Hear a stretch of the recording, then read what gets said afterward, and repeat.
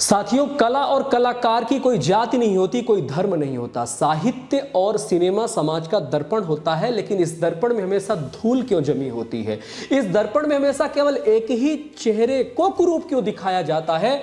और इस दर्पण में केवल एक ही नैरेटिव गढ़ा हुआ जो चित्र है वो क्यों प्रदर्शित किया जाता है? जय हिंद साथियों, नमस्कार। मैं हूं आपका दोस्त ललित व्यास पांडे। साथियों, इस समय पर एक ट्रेंड बन चला है जिसे देखो क्रिएटिविटी के नाम पर केवल एक वर्ग विशेष को टारगेट करता हुआ दिखाई देता है, और वो वर्ग है ब्राह्मण समाज। केवल और केवल सबसे सस्ता उपाय मंदिर के घंटे की तरह जो कोई आए बजा करके चला जाए और ब्राह्मण समुदाय को टारगेट करके चला जाए। पूरे देश और दुनिया में केवल ब्राह्मण ही एकमात्र विलन के रूप में दिखाए जा रहे हैं, चाहे वो साहित्य हो, चाहे वो सिनेमा हो, चाहे वो तथाकथित स्थानीय कलाकार हो। इस समय पर दो तीन चीजें बहुत ज्यादा ज्वलंत मुद्दे पर आ गई हैं। यूजीसी का मामला तो चल ही रहा था, SC/ST एक्ट का जो दुरुपयोग हो रहा था, लगातार विष्णु जैसे लोग उसके घिराव में आते हैं और अपने 20 साल की जिंदगियां खत्म कर देते हैं। और स्थानीय कलाकार, एक स्थानीय कलाकार यूट्यूबर है जिसका नाम है मनीष पटेल। आप कितने अच्छे व्यक्ति हैं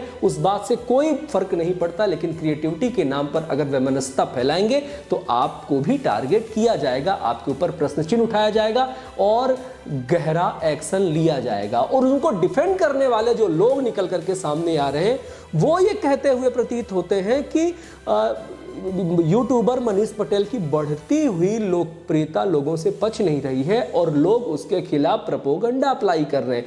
एक तो चोरी, ऊपर से सीना चोरी। केवल बात मनीष पटेल की नहीं है, केवल बात मनोज वाजपेयी की नहीं है, केवल बात किसी तथाकथित क्रिएटर्स की नहीं है। बात सिर्फ इतनी सी है कि क्रिएटिविटी के नाम पर कलाकारी का मुखौटा ओढ़कर आप कोई वैमनस्यता फैलाने का अगर प्रयास करेंगे तो कोई भी समाज खामोश और चुप नहीं बैठेगा। वो अपने अस्तित्व की रक्षा करने के लिए मैदान पर उतरेगा और आवश्यकता पड़ने पर हर वो एक्शन लेगा जो एक्शन उसको अस्तित्व की रक्षा करने के लिए आवश्यक होगी।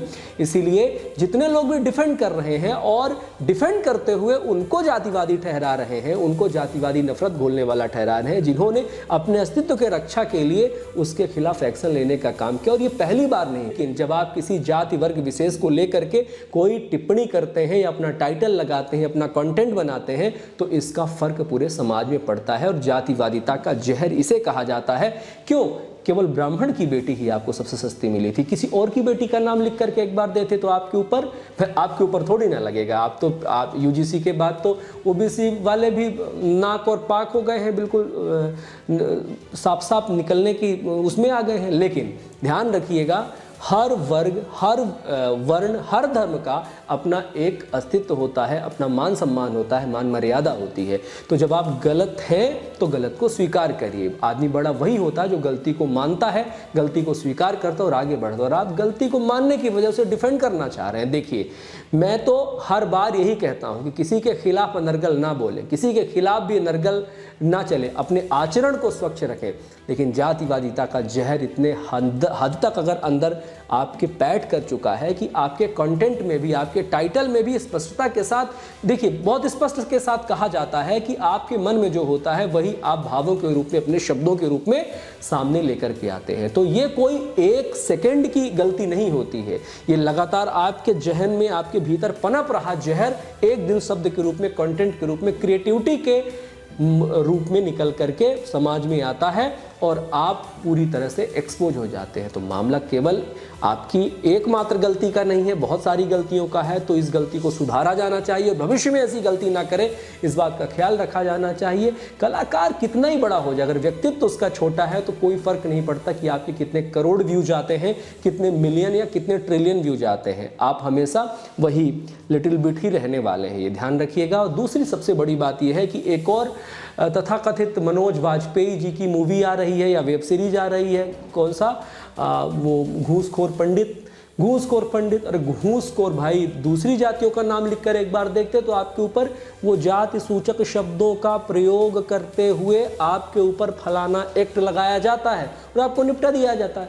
तो हम लोगों की मांग यूजीसी में भी बिल्कुल यही है कि जिस प्रकार किसी अन्य वर्ग विशेष को जातिवादी शब्दों से टारगेट करते हुए ठेस पहुंचाई जाती है भावना को, तो आजकल ये ब्राह्मणवाद शब्द का प्रयोग करके हमारी भावनाएं भी ठेस पहुंच रही हैं, लगातार हमें भी टारगेट किया जा रहा है। तो इन्हीं तो शब्दों को लेकर के मांग है कि हमें भी उसी समता का अधिकार में लाया जाए। आर्टिकल 14 समानता का अधिकार देश में रहने वाले सभी धार्मिक लोगों, सभी नागरिकों को, चाहे वो किसी भी धर्म, जाति, वर्ग विशेष का हो, समानता का अधिकार देता है। तो इसी आर्टिकल 14 के तहत अगर एक पक्ष में उसकी धार्मिक भावनाएं आहत होती हैं, उसकी जातिगत भावनाएं आहत होती हैं, तो हमारी भी जातिगत भावनाएं आहत होती हैं।